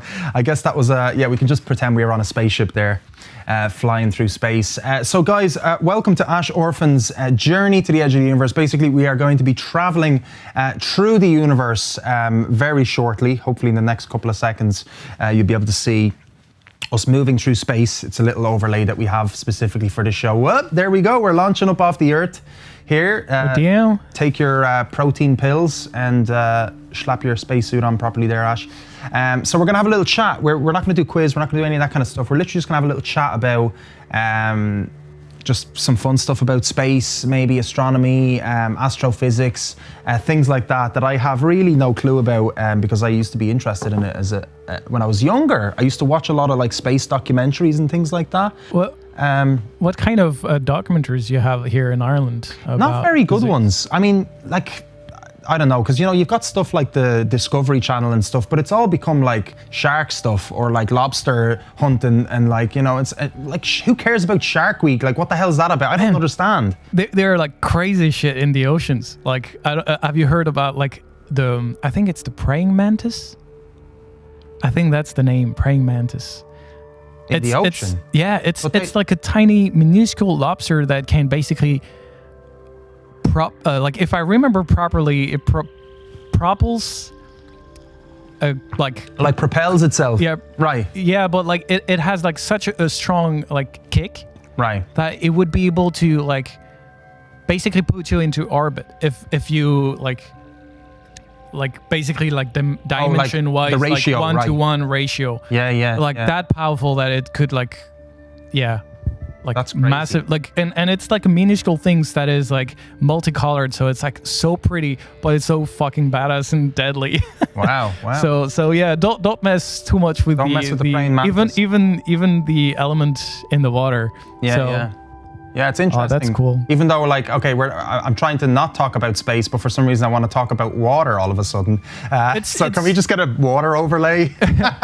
Oh man, you know, the interesting thing is like we're like it's fascinating because we don't know about it. And space especially. And the thing is, like, what is weird to me is like we put so much effort into space, and we don't know the ocean. There's like 80%. I think it's 80% of water on Earth, or like something around that. Well, yeah, and I think only like 2% of it is actually drinkable, or less even. Oh, really? It's a very low percentage. Yeah, it's shockingly low. Yeah. But I actually saw a diagram of it, and it showed bubbles of how much water. It was just like sitting on top of the Earth. Oh, that's really cool. Yeah. And it's pretty shocking, like that a lot of the drinking water is being sort of polluted. Actually, a lot of drinking water is becoming polluted now. Speaking of, that's humans pretty much. I would just like shorten it to that. Oh yeah, it couldn't be anything else really. But it's for me it's kind of similar. It's like so much mysteries in those two part of the universe as well. I mean, the deeper you go underwater, you can't survive without particular equipment, and even then it's very difficult. Same with space, of course. You know, like it's so much. But like it's interesting how, like, you know, going to the moon, they used basically the same power as a pocket calculator, the same sort of circuitry, like as in the same brain power, I suppose, computing power as a calculator would use these days. But now we've got so much like technology, how far it can bring us. It looks like Mars is the next sort of place, right? Yeah, that's the next things that people are trying to get to. I don't like, to be fair, I'm like, what I like about space, and it's more like what we see on screen, is more like exploration in the deep, vast universe, less than the planets. And like, I'm not too much into like finding a life. Like, I don't really care about finding a life, but I would be more like, as like appreciative of like landscapes, like, you know, like all the pictures you can get from the stars and like the universe. And the Hubble like, telescope was amazing, right? Yeah. The stuff that came out of that was unreal. Yeah, and it that's what I like about like technology going up and getting better. It's like you have like so many crazy things that you start discovering. So it's I don't know how you feel about like realizing how big the world is and how small we are compared to it, but I find it like so exciting. I don't know. It means it excites me a lot for some reason. I don't know. Yeah. How do you feel about that? Well, I try not to think about it too much because it's a bit overwhelming to think on a daily basis. But, you know, I sometimes take time to sort of just go out my back garden and look up at the sky for a bit, because I actually don't do it that often. And we've got a bit of light pollution in the front of the estates. You know, they put a lot of lamps there and stuff because obviously fair enough. But out the back, it's not so bad. So I would take time, but I'd forget to do it. Do you know what I mean? And then I'd be like, I'd walk out the back and I'd look up at the sky and my neck would be just like planted like that. And I'd be like, wow, I haven't stared at the sky for ages. And I'd be up there looking at it, not smoking anything funny or anything, right? And I'd be just like perplexed, and I just like take it all, let it all consume me. There was a time I was in Poland and we had a house over there, and we had a trampoline at the back, and we had a few friends over and stuff. We had like a holiday home. Lay back on the trampoline, and I never saw so many stars in my life. I actually got so scared, guys. And there was like shooting stars flying around. There was like so much happening that you wouldn't see up here. I don't know if it's the positioning we are as well. If it's like, if you're more at the higher latitude or something, is it less? And then light pollution and stuff. We were kind of in the countryside, but absolutely surreal. Like you almost get lost in it, right? That's what I love about it. It's like you can just like lose yourself because you're like kind of, at first you would be like trying to grasp things, and after a moment you're just like stop trying and you're just like taking. It's hard to explain, but I definitely get your feeling. And yeah, like for me the strange things skywise was when I went to America. Because that's not the same sky. It's like you're at like on the other side. So everything that you know, even if you don't know stars or anything, like you don't know the names, or you know, even when because we probably all looked at the stars when we were kids. So even if we don't do that quite often nowadays, going from Europe to America and watch the sky, you would be lost. Because all the like things you knew are not here anymore. Are somewhere else. So it's that's for me was a bit overwhelming, but that like in a good way, like in a way of like curiosity and like, oh, I've never thought about that. That's so cool. Yeah. But it's overwhelming to think that to basically get everything you knew, everything you know is gone pretty much. Yeah. The familiarness is gone. What we're apparently approaching close to the edge of the universe at the moment. Actually, what do you think is at the edge of the universe? Because we're about to see it now in a second, I think. Oh, here we go. Let's see know. What it is. Do we have pictures of that, or? Well, I don't know. It's just going to show us now. I think what's at the edge of the universe. Because if you have the answer of that, I'll definitely post it and get famous for it. I think we have to delete this video. No, this is the copyrighted now. You can't take this down. But let's see, we're at the edge apparently. I don't know. For me, it's more of like what we want. Yeah. Oh, to be. Oh, there we go. I guess it's this guy, right? Oh, okay. Oh shit. So the Earth is flat and everything we're living on someone's nose. Oh man. Basically. Okay. And there's the ice caps on the Tash. Okay. I like that. I like that ending. Quite. I didn't know that. I wasn't told. Oh no, me neither. I was told someone, so I might have given it away there, but I didn't know who. So go figure. But what? He's everywhere. He is, isn't he? Have you seen him before? I've seen it. I don't know where, but he looks familiar, right? Familiar, isn't he? Yeah. He popped in the studio there on the first one of the earlier episodes. Yeah, I saw that. I saw that little bit of it, and I was it's hilarious. Dude, the professionalism is just ridiculous sometimes. You know what I mean? Like someone left the door open, obviously, and he walked off the street. Yeah. And fair to him. Like, you know, he probably didn't know where he was, right? But we're trying to run a show here. Do you know what I mean? Like, it's not fair. You're a serious man. I'm serious. You know. I'm very serious. You know, so trying to promote you guys here, breaking my back. Sorry. You know, yeah, seriously. And this is what I get. Thank you, sir. Thanks a lot, sir. It's okay. No, you don't have to say that. But no, listen, it's been an absolute pleasure. That was fun. I like that. We spoke about sea for the ocean half the time, and that's perfect. You just don't know where we're going to go. But it's nice having a chat with you. Like I say, it's never enough time chatting to you, which is great. Chatting with you, it's always really nice. But is there anything you'd like to perhaps say to people watching at home, I suppose? With what you're planning, where people can find you, and if they want to, let's say, book you for like the home sessions or however you call them as well, I think that's possible, is it, for people to do? Yeah, I'd say I have a few things that I'm trying to plan, so I don't know exactly when I'm gonna put them out because of COVID, and I just don't want to plan everything and have to like reschedule or anything like that. So I'll wait a bit just to see how it goes. But you can find me everywhere on like social medias and everything. So under the name Ash Orphan, like Instagram, Facebook, TikTok. You have a website, of course, as well. Website. Yeah. I have YouTube, and like secret announcement, I'll be back on Twitch. Yes. Soon enough, because we got fiber. You got fiber optic internet? What? So how many megs are you? I don't know yet how many we're gonna get. Is it Virgin Media? Is it or?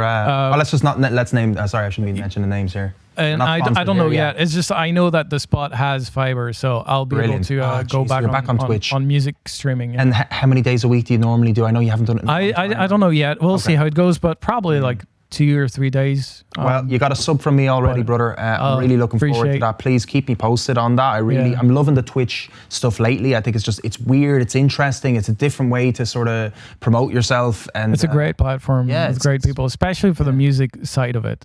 I have not delved into that part yet, so I think that makes sense for me to do that, but you will be my doorway for that, which is really cool. No problem. But I'm looking forward to hearing about any new releases as well, so when the time is right, so we'll get some info from you. So yeah, shortly about that, basically like the next song, I think, and I'm going to steal your job, but please do. Yes, the next song is basically the new single that is not released yet, so it's only on the internet, on YouTube videos, sessions that I've been playing during COVID, but pretty not much. In this quality. Not in this quality yet.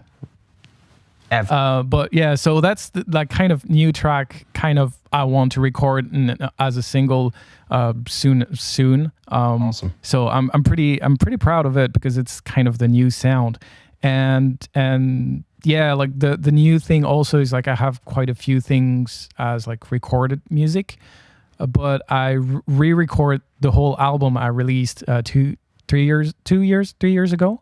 Yeah. With my actual sound, with like all the effects and more tracks everywhere, and cello, because I used to play cello. I used to play with a cello player in Paris. On my songs, and we recorded that, so I wanted to use that. So you're going to release The Man Who Fell from the Moon, correct? That's the one, yeah. And I don't know when exactly I re-record everything, but I'm basically looking for a mix and master now. But that's going to be on the next. Yeah. And these guys a show. Look, he's waving his arms up. Me, pick me.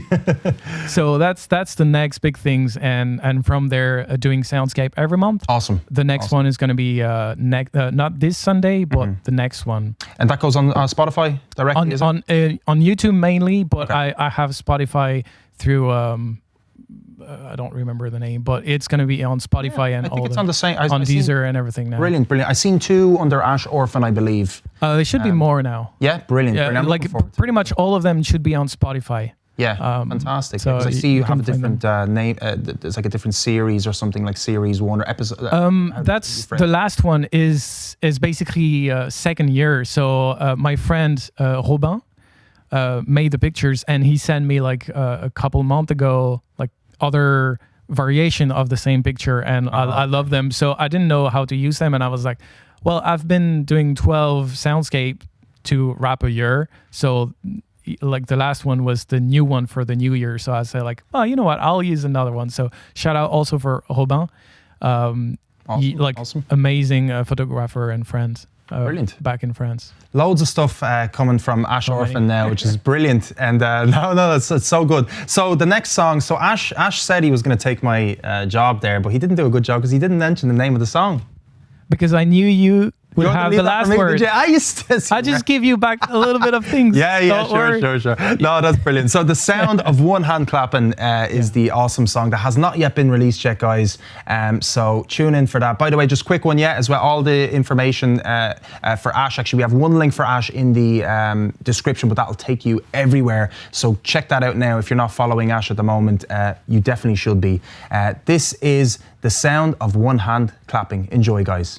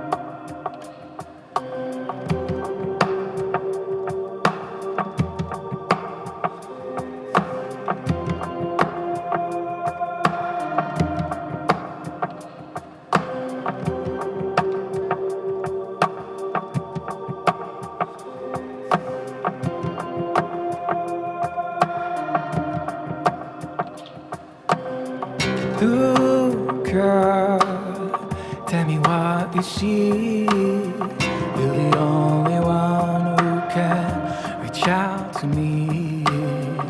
Too cold is this place, and the light shivers when my hands will fail. My soul flickers.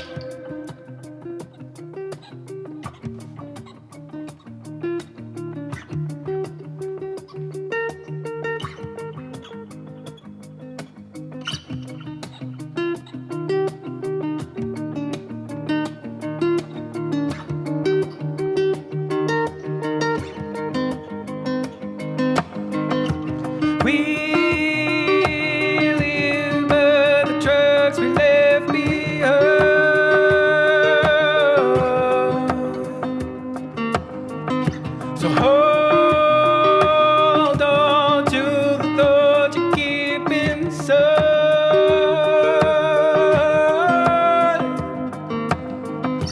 So lie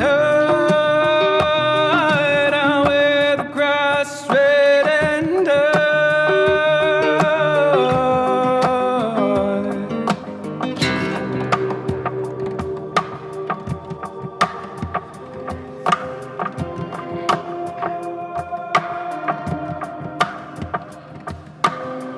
lie down, tell me what you feel when you see the word that escape from me. To find this place and my heart shivers when my feet will fail, my soul flickers.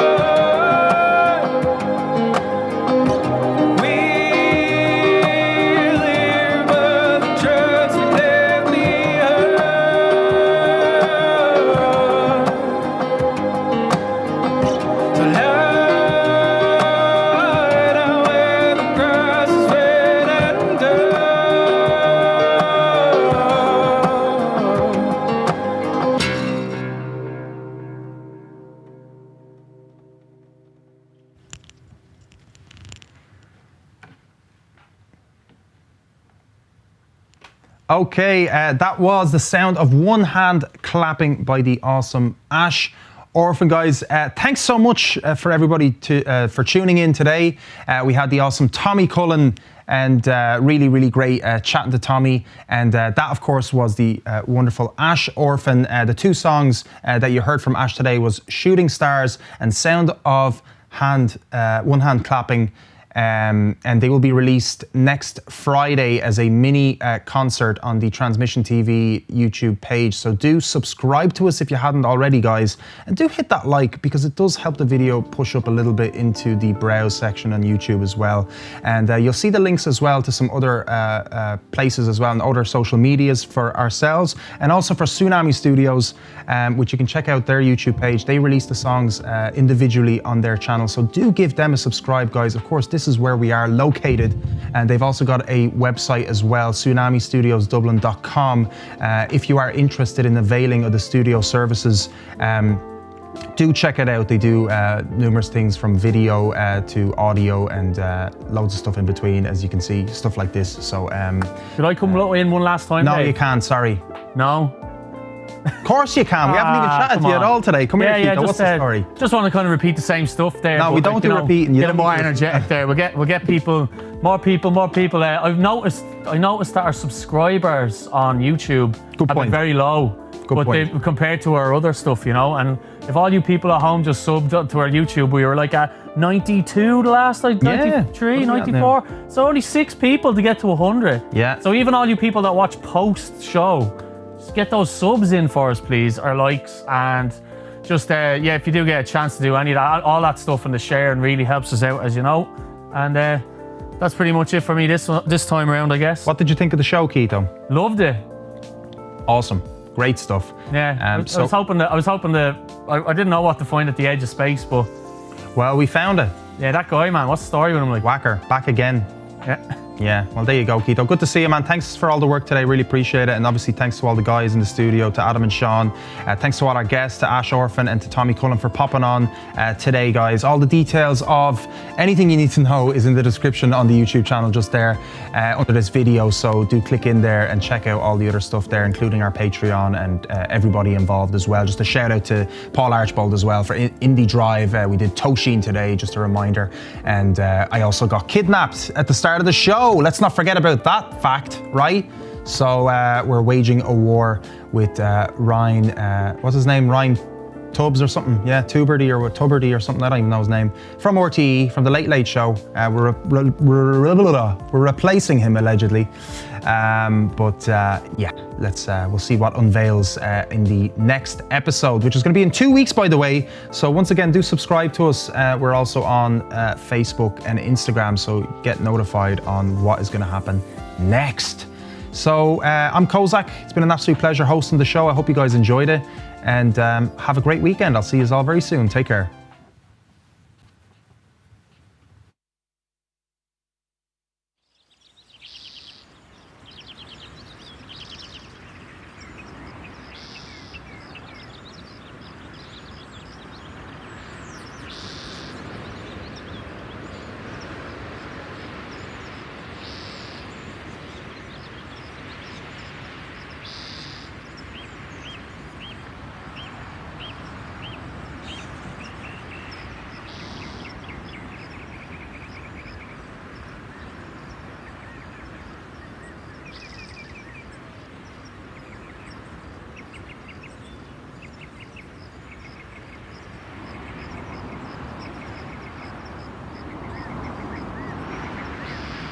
For fuck's sake.